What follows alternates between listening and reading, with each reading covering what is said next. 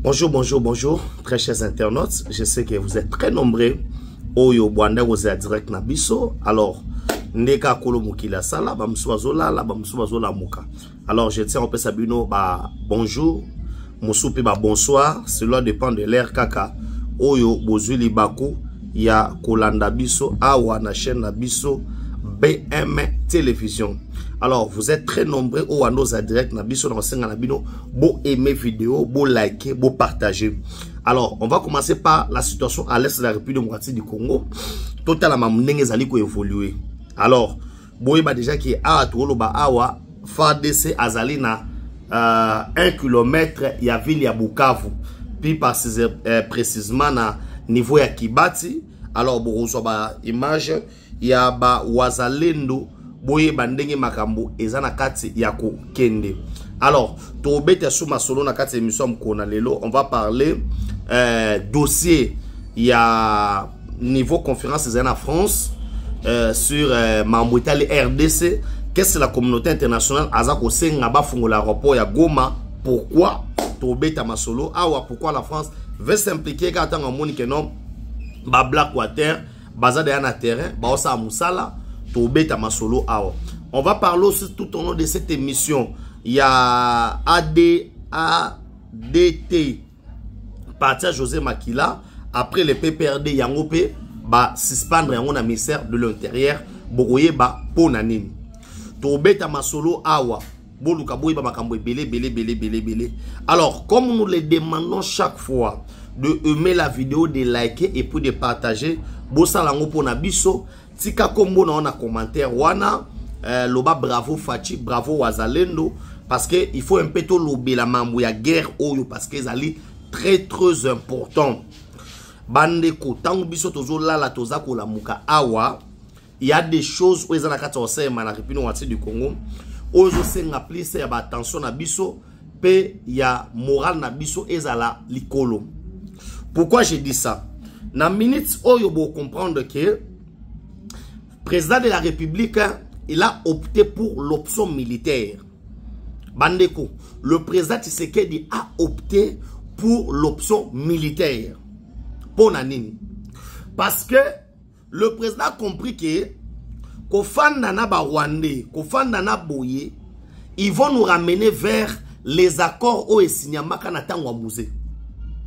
Alors, le président n'a pas d'autre choix que de faire ezali volonté ya peuple congolais pe ne balobaka na lopoto sauvegarder la souveraineté à Congo ezali en danger. Alors pour ce faire, le président a adopté nini? Le président a compris qu'au niveau de l'armée même oyozo bundela mboka na biso, il y a eu beaucoup de traîtres. Bandeko, il y a eu beaucoup de traîtres. Bozo ko emete bo aimer vidéo, bo liker yango, bo partager. Beaucoup te belé na direct na biso mkona yo parce que c'est très important sur na bino. Alors je vous disais que na niveau ya armée, lorsque le président Tshisekedi a pris le pouvoir, il a compris que il y a beaucoup autres bengi, il y a ba infiltré na kati ya ba FARDC. Il y en avait beaucoup parce que ceux qui tobito zonga na histoire, vous allez comprendre que lorsque Mobutu a cueilli Afdel et Koti, l'Afdel était composé de Rwandais avec quelques Kadogo. Oyo, Barekitaki, Nzela. Ndakisa, ba Muninga nanga koma lelo maître avocat, ba Joël Kitenge. Ba ena ba Vanwana. Ozomon, ba Kadogo. C'était des jeunes garçons patriotes oyo balandaki mouvement ya Mouzé Laurent Désiré Kabila, mais les commandements militaires ya Afdel est composé plus na ba Rwandais na ndamwa ba Ougandais. Je sais pourquoi je vous parle ainsi. Le commandement militaire c'était plus des Rwandais na un peu des Ougandais. Mouto banda ko rekite mingi ba nani ba Congolais nde oyo 2 mois avant liwa ya musée muzo tozaba bomaye na kombo ya Masasu. C'est pourquoi la garde rapprochée ya musée Laurent Désiré Kabila était composée Otobengi plus na batu oyo Masasu arekitaki. Et que si Bazako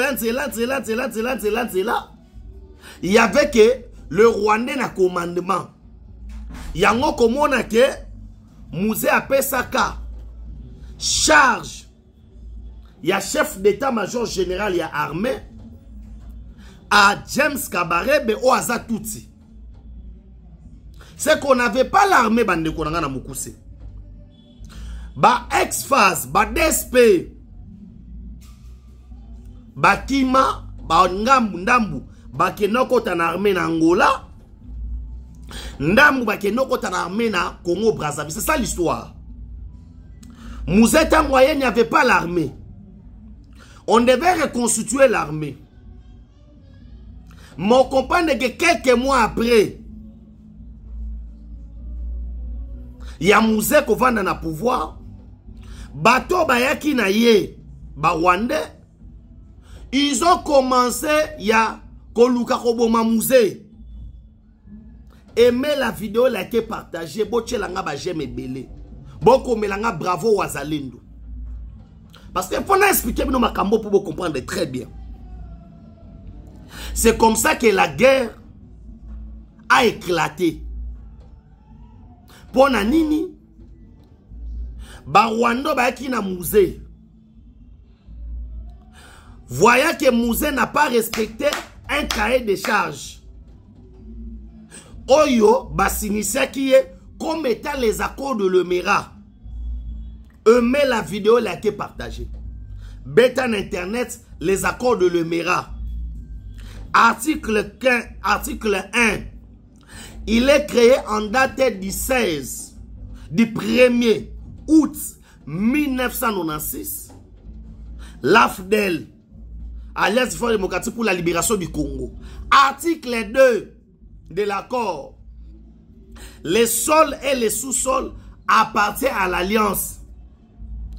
Article 3. Il faut appeler ça bango 500 km. Yabater. C'est comme ça que l'accord prévoyait. L'accord prévoyait que les décisions à Moka, il faut une alliance. Alors, si les décisions à Moka, il fallait une alliance.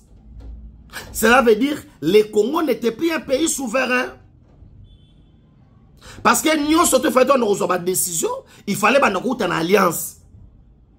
Alliance n'a décidé, Bakata Congo, Banome Moutuboye, Basala Boye, Basala Boye. Mouzé Laurent Désiré Kabila a commis le pouvoir. Il a bien réfléchi. Atalia lobi non, jamais de ma vie. Jamais na kondi meloko. Ya on senga na biloko komela na commentaire, la patrouille est la mort. Bon aimer vidéo. C'est l'esprit oyo et côté la ki Mouzé. Oyo ya Lumumba. Oyo ya Vuluzi Kimbangu. Oyo Etienne Tshisekedi wa Mulumba. Yango le même esprit. Ezo Kamba.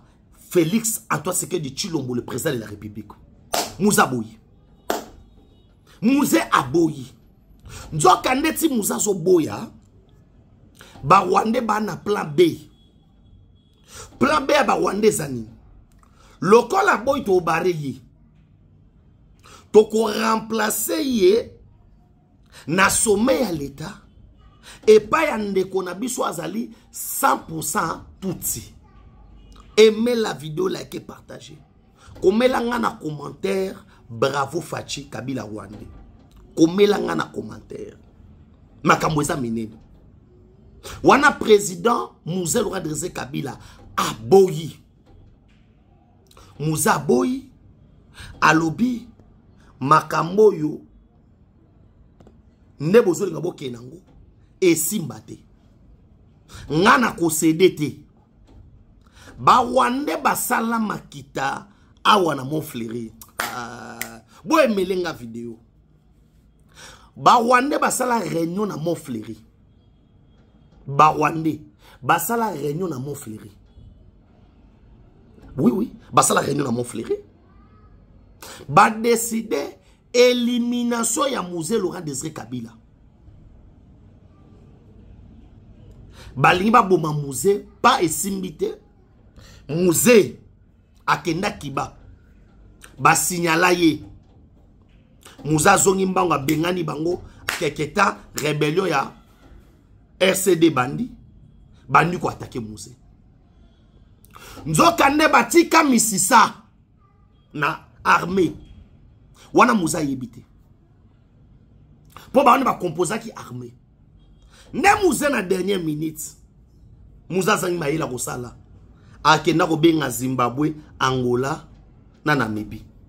Batu ba seda musée na plateau. Eza Zimbabwe na Angola. Aimez la vidéo là qui est partagée. Ya on a président Angola. Ayebi Safachi. Il faut négocier, dialogue intensif et si maté. Na Kabila te. Nous connaissons les agendas. Bon, aimez la vidéo, bon like. La situation se présente de même. Lorsque Fachi prend le pouvoir, pour les Rwandais, c'est transition il y a 3 mois. Après 3 mois, Tozo éliminé. C'est pourquoi il y a des ministres. Nakata gouvernement Ilon Kamba. Oyo soki président sali conseil des ministres vendredi. Bango samedi bake ki ngakati. Et le lundi lorsque bazoya baina makambo mususu. Soko lingolo bababi yemei. Une manière de nous faire croire que en dehors il y a président Tshisekedi, il y a encore un autre président. Entre parenthèses. Pona bango. Kabila avait dit à ce gens que Soki Tshisekedi Ameko Kosola Naboumiye.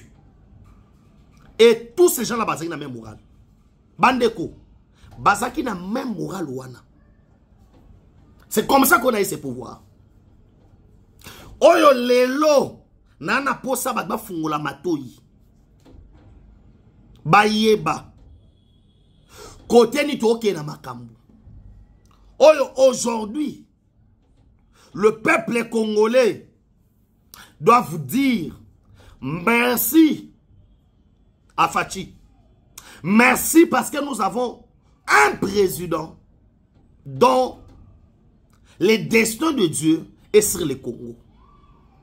Bandeko, le président Tshisekedi pouvait accepter Afandi Naye, Pe Akangi Bisakalobi, c'est fini pour mes 2 mandats, Nakamanza na Kei.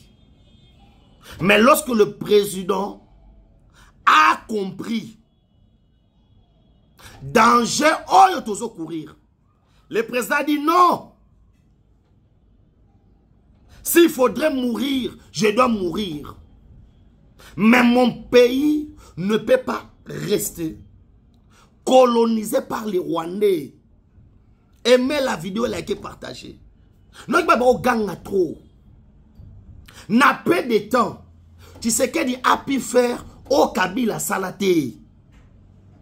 A Salangote. Papa, à Salangote. Aujourd'hui, il y aura Polydor, il y a banana. Une route qui va quitter Kobanaba Congo. Ti Sakanya. Nakatanga. Passant par les Kasaï. Et ti kala kozalate. Makamona oloba ezali imaginaire te. Ezama mweza réel. Plus de 3000 et quelques kilomètres. Oye kozala construit na moins de 10 ans. Kabila ne l'a pas fait. Tshisekedi a doté de la République démocratique, est en train de doter la République démocratique du Congo une armée républicaine. On n'avait pas l'armée. Aimez la vidéo, likez, partagez. J'aime. Nangito solo là. J'aime quiconque un défi, aïe un débat. Dans le barrage chaque jour. Il n'y a pas mieux que Tshisekedi depuis 1960. Il n'y a pas mieux que Tshisekedi depuis 1960. Depuis Congo a indépendance. Il est là, présent le Tshisekedi Azate. Et ça pour la qui dit aller loter. Aujourd'hui, nous sommes en face, le pays était déjà parti.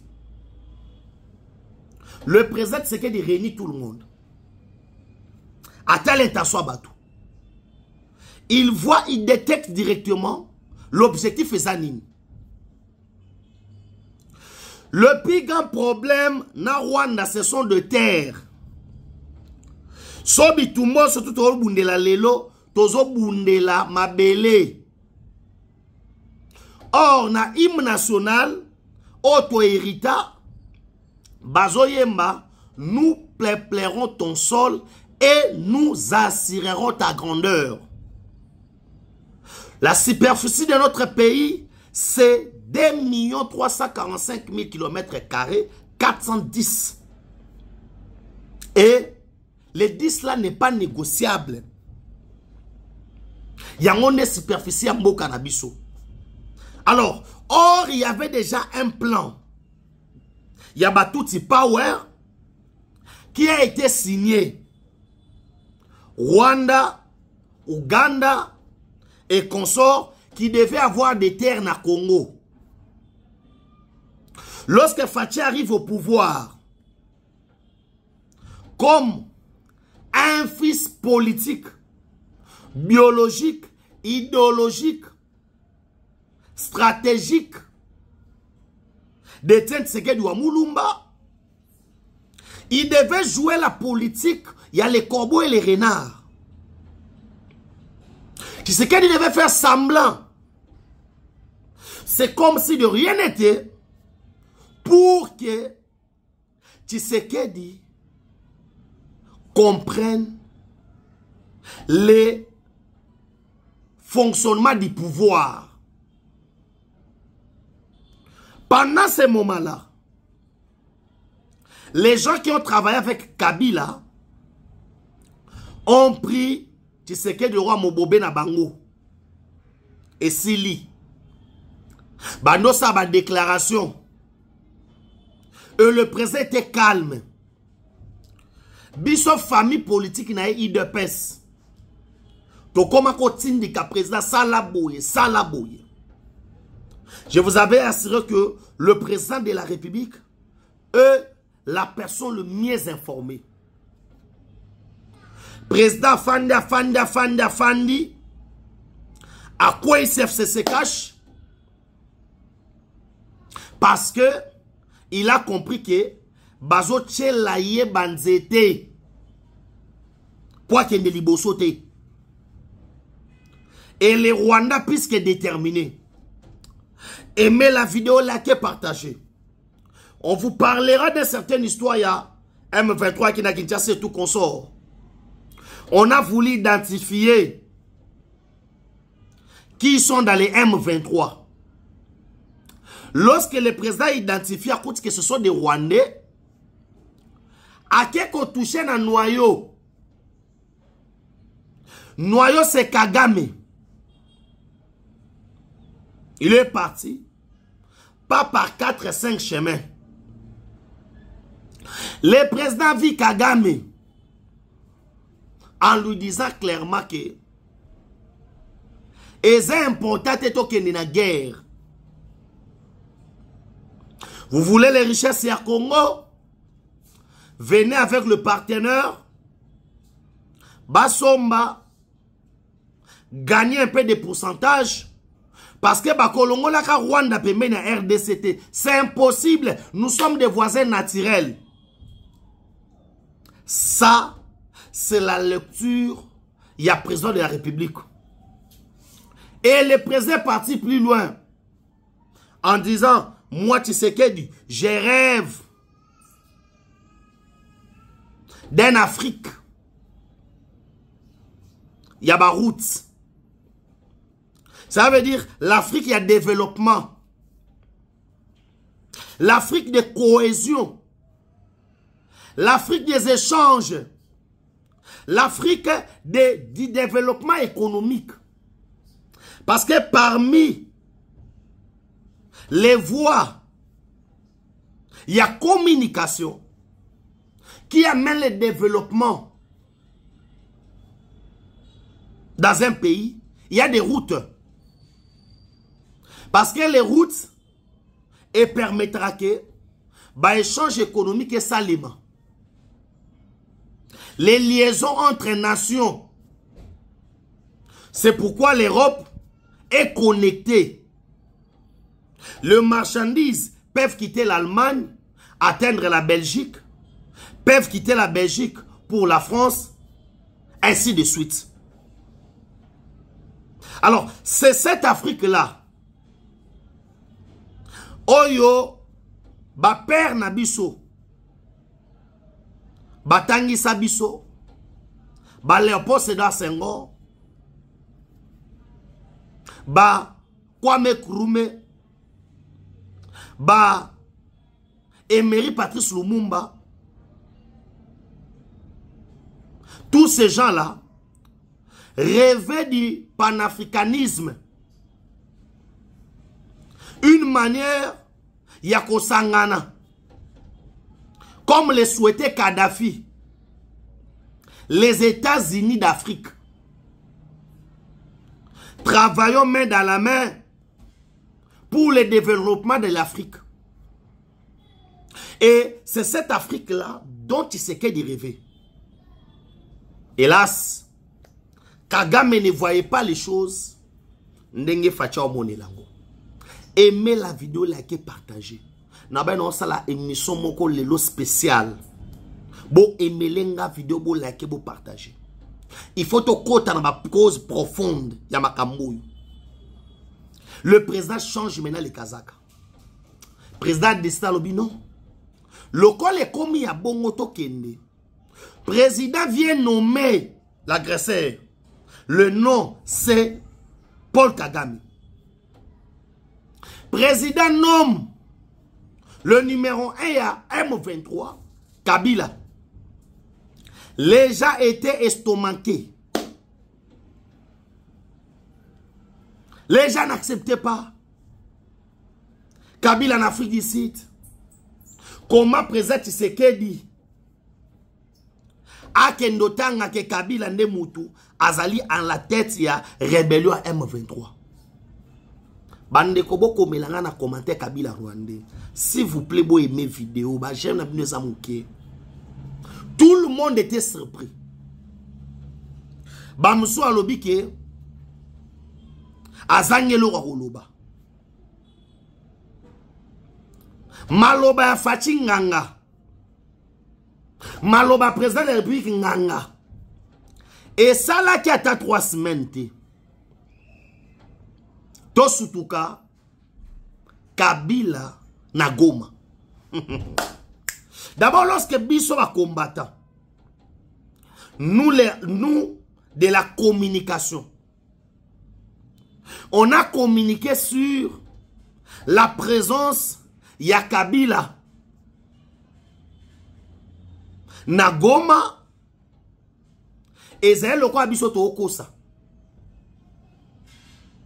Zomona IDPS Bako aussi sa guerre président Komino Kabila Nemo Konza M23 Kabila Nganyazana Gomate. Où sont les images?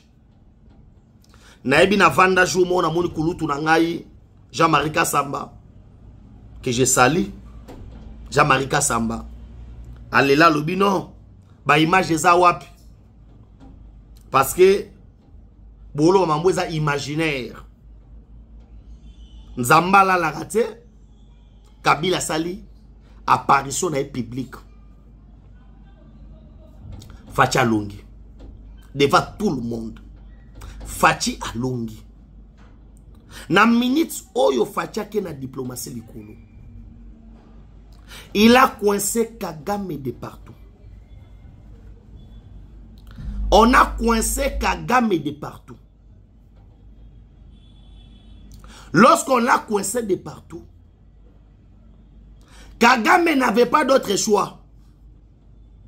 Yoye Bisasko Hippolyte. Oh, Tobera na kombo Joseph Kabila.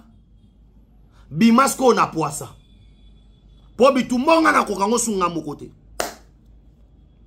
Hippolyte sort na Kenya. Place au basala AFC. Afdel. Ezelo Omoko. Kabila dit sauve le Congo. Ah! Zambi. Na vaneli le lisolo sauve le Congo. Na vaneli le lisolo wana. Est-ce que Kabila a qualité? Il y a quoi ça na biso ba Congolais le sauve le Congo? Hein? Est-ce que Kabila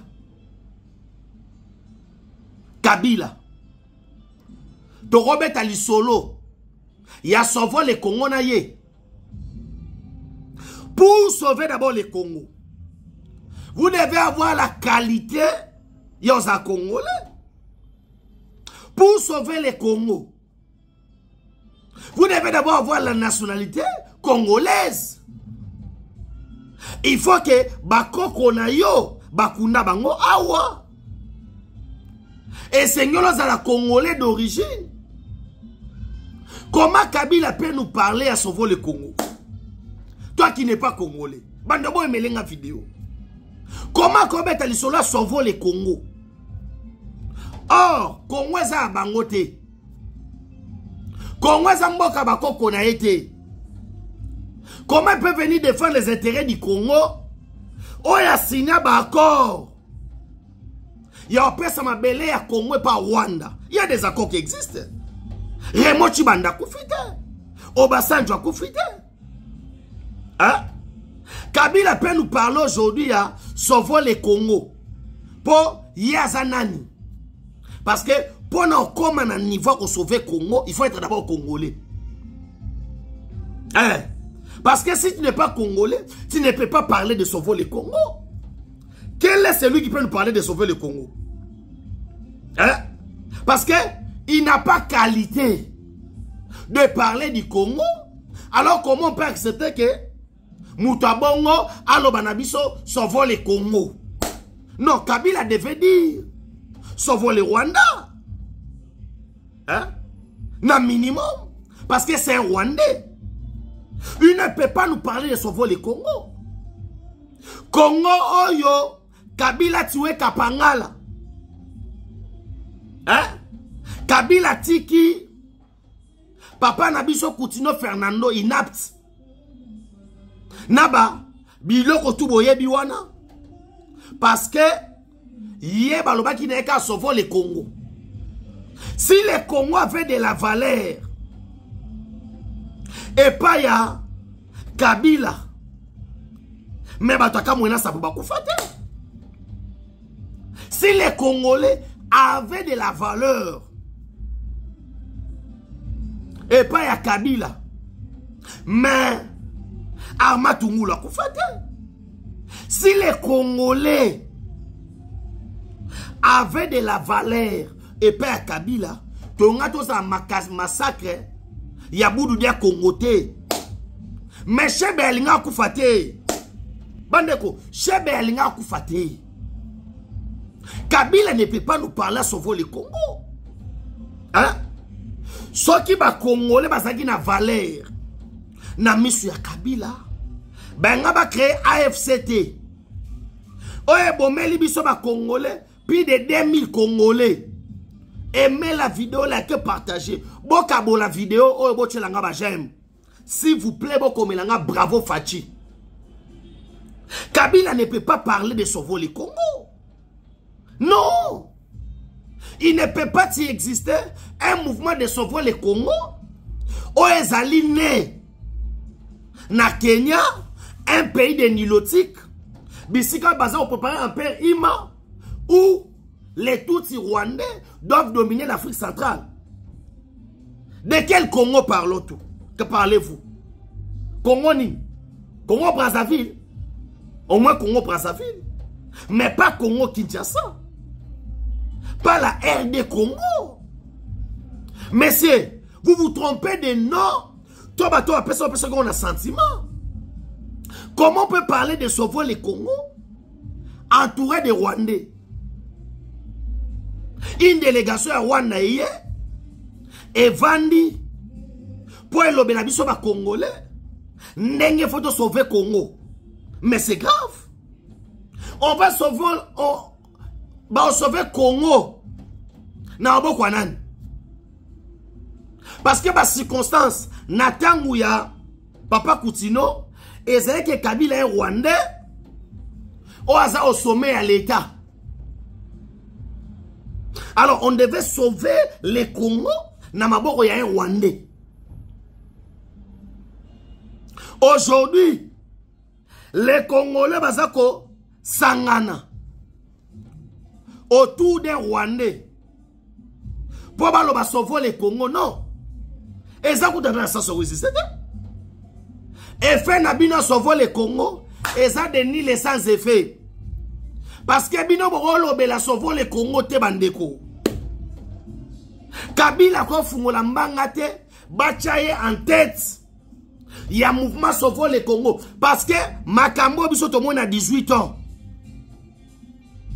Makambo to mona 18 ans. Oyo tondi makate ko to komona na vie. Oyo biso tondi makate. Oh, toi imagina kate. Mais pendant 18 ans, nous avons subi l'inacceptable dans ces pays. Je vous rappelle que dans ces pays, oh Kabila loba sauver le Congo. Oh Kabila fungola mbanga loba. Papa Tshisekedi Aouta, dernier jour de campagne. Kabila soit bandeko na ba Rwandais, les images sont là bandeko. Ah, les images sont là. On a tiré des Congolais boyés. Bandeko bo kabole la ngana vidéo oyo. Il ne peut pas parler au nom ya sauver les Congo parce qu'il n'est pas congolais. Celui qui peut parler au nom ya sauver les Congo peut-être seulement congolais. Tous ces gens au Bazali Awa 18 ans à Kabila. Yo Frank Diongo na Bengwata Bongo. Kabila tiki yo demi-mort. Est-ce que les Congolais ont la dignité? Quand quelqu'un comme Frank Diongo Oko Sangana Kabila pour pouvoir sauver Congo.